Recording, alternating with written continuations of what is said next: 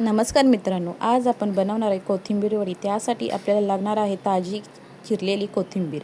एका बाउलमध्ये कोथिंबीर, बेसन पीठ, तिखट, हळद, मीठ, हिंग, लसूण, अद्रक, मिरचीची पेस्ट, पाणी घालून छानपैकी मिक्स करून घेऊया।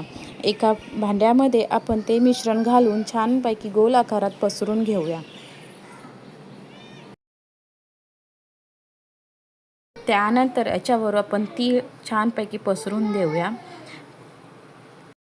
त्याच्यामध्ये आपण वाफवण्यासाठी पाणी ठेवले होते, त्याच्यामध्ये हे भांडे आपण ठेवून त्याच्यावर छानपैकी झाकण मारून 15 ते 20 मिनिटे शिजवून घेऊया।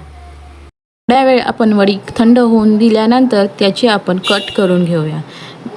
हवे त्या आकारात आपण वडी कट करू शकतो। मी ही वडी चौकोनी आकारामध्ये कट केली आहे। तेलामध्ये ही वडी सोडून देऊया। छानपैकी क्रिस्पी आणि खसखसीत होत नाही तोपर्यंत फ्राय करून घेऊया। अशा प्रकारे वडी तयार आहे।